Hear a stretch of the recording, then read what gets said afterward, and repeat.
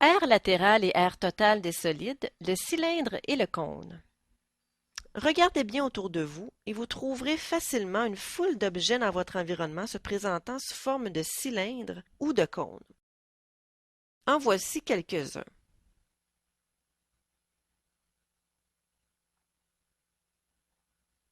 Mais seriez-vous capable de calculer la quantité de papier que l'on a utilisé pour fabriquer ce chapeau d'anniversaire? Eh bien, c'est ce que nous allons voir dans cette capsule. Nous verrons comment calculer l'aire latérale et l'aire totale du cylindre et l'aire latérale et l'aire totale du cône. Tout au long de la capsule, nous consulterons et compléterons notre résumé. Alors, si vous ne l'avez pas déjà en main, je vous invite à aller le chercher pour pouvoir y ajouter des informations.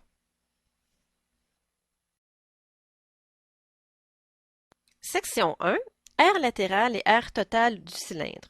Premièrement, voyons comment calculer l'aire latérale d'un cylindre. Que veut dire le mot latéral? Eh bien, comme on a vu dans les capsules précédentes, le mot latéral signifie situé sur le côté. Alors, lorsqu'on cherche l'aire latérale, on cherche l'aire ou la superficie des faces ou des surfaces qui sont situées sur le côté du solide et non pas sur le dessus ou sur le dessous. Si l'on décompose le cylindre, qu'est-ce qu'on obtient? On obtient ici deux faces circulaires qui sont les deux bases, le dessus et le dessous. Et si l'on découpait le cylindre de façon verticale comme ceci et qu'on dépliait cette surface, eh bien, on obtiendrait un rectangle ici. Si l'on arrivait à trouver les dimensions de ce rectangle, eh bien, on pourrait facilement calculer l'aire de cette surface parce qu'on sait que l'aire de rectangle est égale à la base fois la hauteur. Alors, plaçons certaines variables représentant les différentes mesures sur notre cylindre. Alors, si notre cylindre possède un rayon que l'on représenterait par la lettre R minuscule et une hauteur que l'on représenterait par la lettre H minuscule, eh bien, quelles seraient les dimensions de ce rectangle? Eh bien, la hauteur serait d'une longueur H, parce que c'est la hauteur du cylindre finalement. Et quelle serait la longueur du rectangle? Eh bien, si le rectangle ici provient du cylindre qui a été découpé ici et ouvert, eh bien, la longueur de la base du rectangle correspond à la longueur du contour du cercle qui est à la base du cylindre. Quelle est cette longueur ici? Eh bien, la longueur du contour du cercle, c'est en d'autres mots la circonférence du cercle.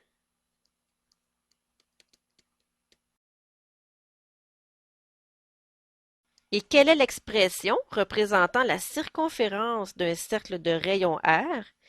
Eh bien, on a vu dans une capsule précédente que la circonférence est donnée par l'expression 2 fois pi fois le rayon. Donc, la longueur ici du rectangle est 2 fois pi fois la mesure du rayon. Donc, quelle serait l'aire de la surface latérale? Eh bien, on sait que l'expression représentant l'aire de rectangle, c'est la mesure de sa base fois la mesure de sa hauteur.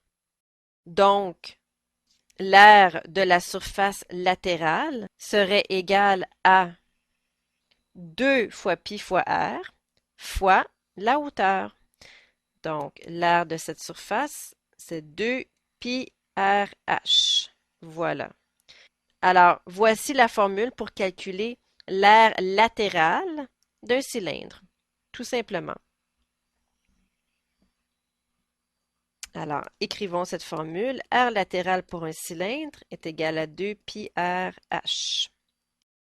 Calculons maintenant l'aire latérale d'un cylindre dont on connaît les dimensions. Trouvez l'aire latérale d'un cylindre dont le rayon est de 3 cm et dont la hauteur est de 5 cm.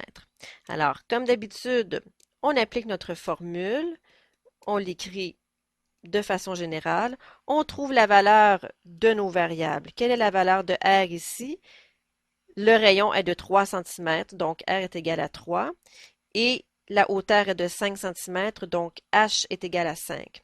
On applique notre formule, c'est-à-dire qu'on remplace les variables par leur valeur.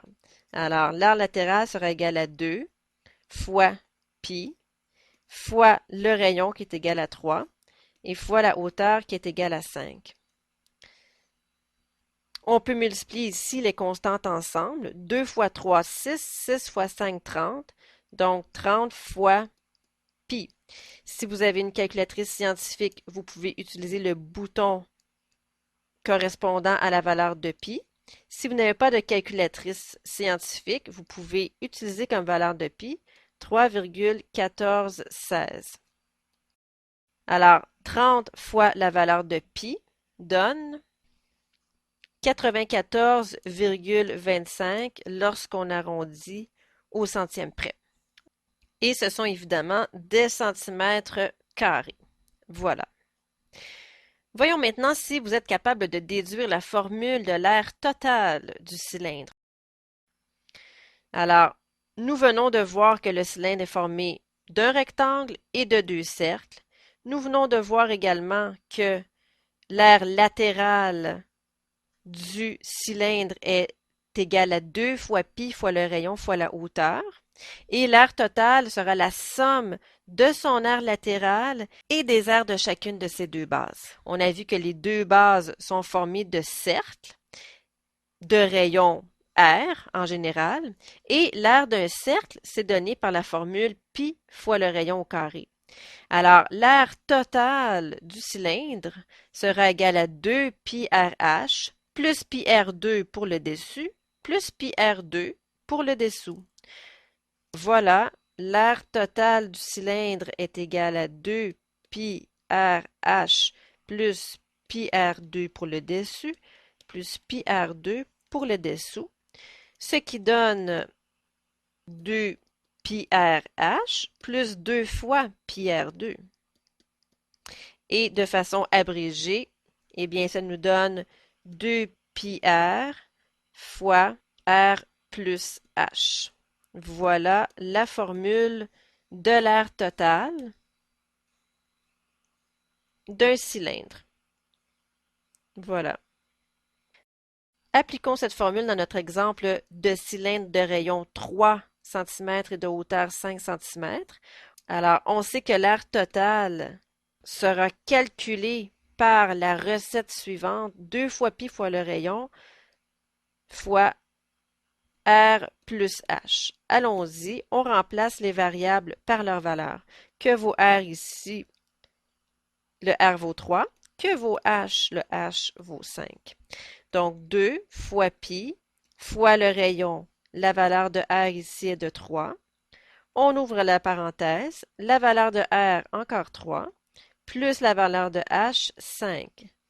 Donc 2 fois pi fois 3 fois 8. Alors, n'oubliez pas qu'entre le 2 et le pi, il y a une multiplication également.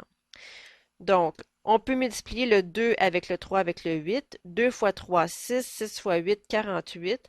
Ça nous donne 48 fois la valeur de pi.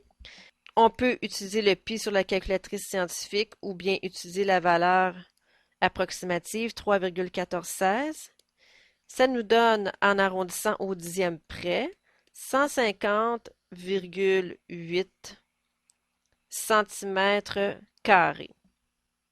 Ça veut dire que la surface totale du cylindre, incluant la surface latérale et les deux bases, est de 150,8 cm². Allons tout de suite inscrire ces deux formules sur notre feuille résumée. Nous avions déjà les formules pour le cube et le prisme rectangulaire. Nous pouvons ajouter maintenant les formules du cylindre, l'aire latérale et l'aire totale. Je vous laisse transcrire ceci, mettez la vidéo en mode pause et je vous propose ensuite quelques petits exercices.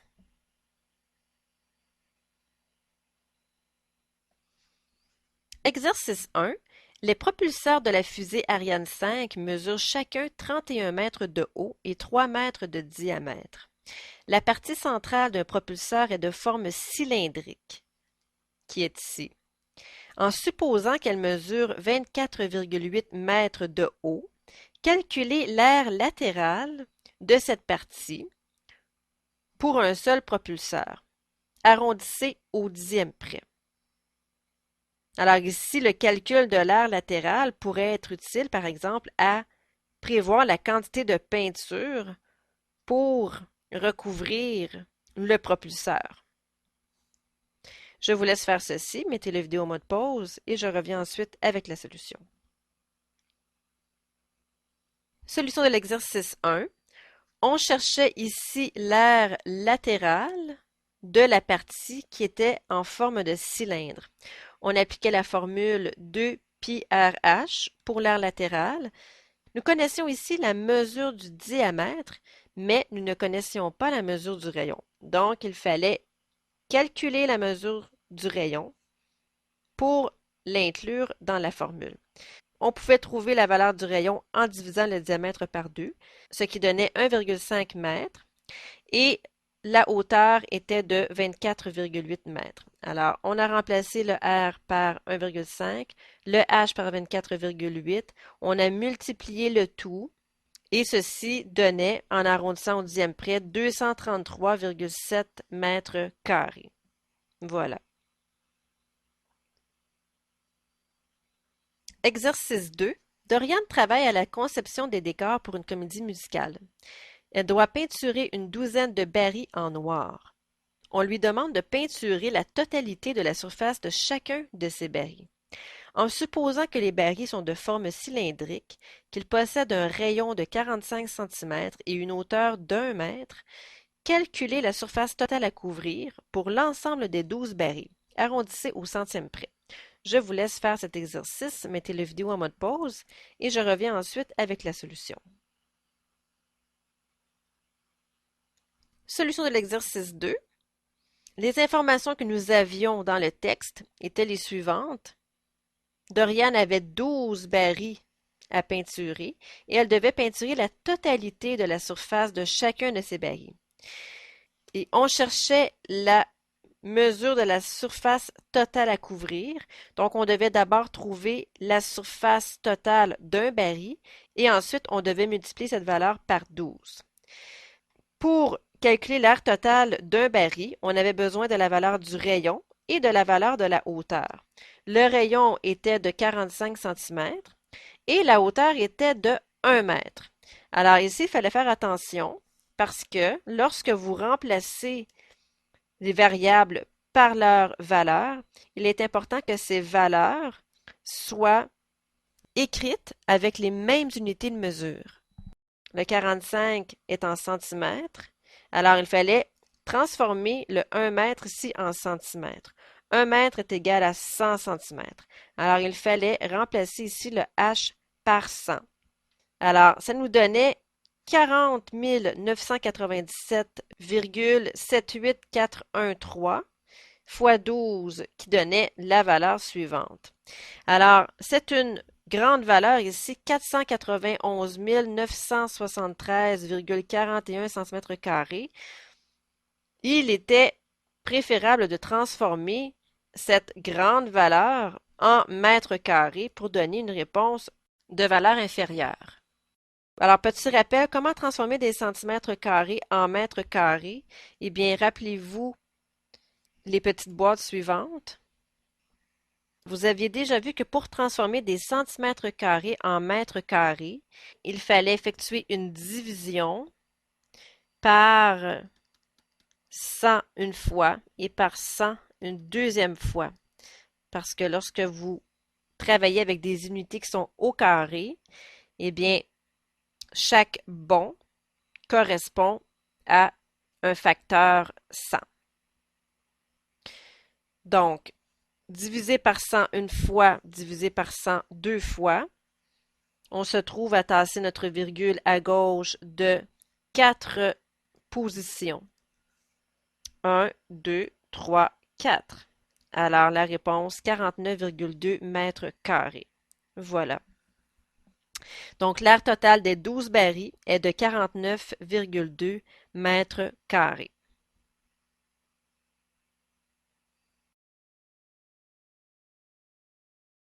Section 2, aire latérale et aire totale du cône. Alors, avant de dévoiler les formules d'aire latérale et d'aire totale du cône, nous allons voir quelques petits mots de vocabulaire importants sur le cône. Ceci est le sommet du cône. Ensuite, le segment qui relie le sommet à la base du cône s'appelle la génératrice. C'est un mot très important. Ensuite, la base du cône est le cercle qui est situé en dessous, qui est ici. Donc, voici la base du cône, qui est sous forme de cercle. Et la surface latérale, eh bien, ce sera la surface de toute la partie qui est située sur le côté du cône. Voilà. Alors, pour calculer l'aire, justement, de cette surface latérale, eh bien, on applique la formule suivante. Pi fois le rayon fois la génératrice. Pi étant toujours la valeur approximative 3,1416. Alors, voici la formule pour calculer l'aire latérale.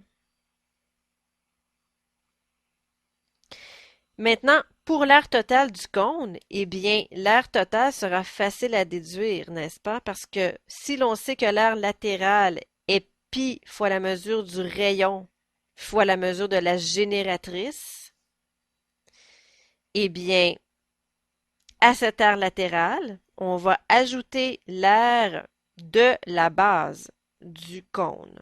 Or, la base du cône est un cercle. Quelle est l'expression représentant l'aire d'un cercle? Eh bien, c'est pi r2. Donc, l'aire totale est pi rg plus pi r2. Ce qui donne, de façon plus abrégée, pi r fois r plus g. Voilà. Alors, voici la formule à utiliser lorsqu'on veut calculer l'aire totale d'un cône. Si on voulait envelopper ce cône d'un papier, quelle surface de papier aurions-nous? Voici les deux formules, alors allons les inscrire tout de suite sur notre feuille résumée. On ajoute le cône. C'est très important de mentionner ici ce que représente G. Le G représente la mesure de la génératrice qui est cette longueur ici du cône. Je vous laisse transcrire ceci, mettez le vidéo en mode pause et lorsque vous êtes prêt, redémarrez la vidéo. Nous allons poursuivre avec quelques petits exercices. Exercice 1. Une partie du château de Maxime est formée d'un cylindre surmonté d'un cône. Calculez l'aire latérale du cône en utilisant les mesures sur la figure. Arrondissez au centième près. Je vous laisse faire ceci, mettez le vidéo en mode pause et je reviens ensuite avec la solution. Solution de l'exercice 1. On devait calculer l'aire latérale du cône. Alors, on prenait la formule pi rg. Pi fois la mesure du rayon. Le rayon avait une mesure de 2 cm parce que le diamètre mesurait 4 cm. Fois la mesure de la génératrice qui était ici de 8 cm, ce qui donnait, en arrondissant au centième près, 50,27 cm².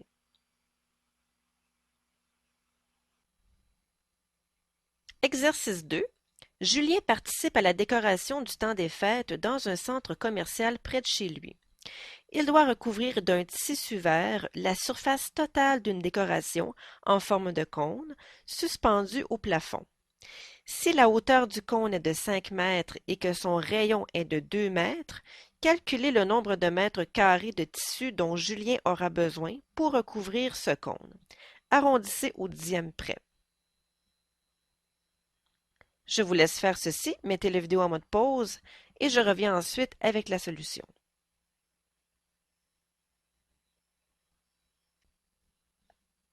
Solution de l'exercice 2. Julien devait couvrir la surface totale de la décoration en forme de cône. Alors, on devait calculer la surface totale du cône en utilisant la formule de l'aire totale du cône que voici. Mais le problème ici, c'est que nous ne connaissions pas la mesure de la génératrice. Il fallait donc la calculer préalablement à l'application de cette formule. Si vous avez bien observé la façon dont le cône est construit, eh bien, vous avez remarqué que ceci forme un triangle rectangle, la hauteur, le rayon et le segment représentant la génératrice. Lorsque nous avons un triangle rectangle, eh bien, nous pouvons calculer la mesure de l'hypoténuse en appliquant le théorème de Pythagore. Alors, c'est ce qu'il fallait faire pour trouver d'abord la mesure de la génératrice. 2 au carré plus 5 au carré donnait la mesure de G au carré. Ça nous donnait un G approximativement égal à 5,3852 cm. Ensuite, une fois que nous avions cette mesure, nous pouvions remplacer ici le G par sa valeur et le R par sa valeur pour obtenir ici 46,4 mètres carrés de tissu. Voilà. Ceci termine la capsule. Voici à nouveau les formules d'aire latérale et aire totale du cylindre et du cône. Je vous souhaite un bon travail.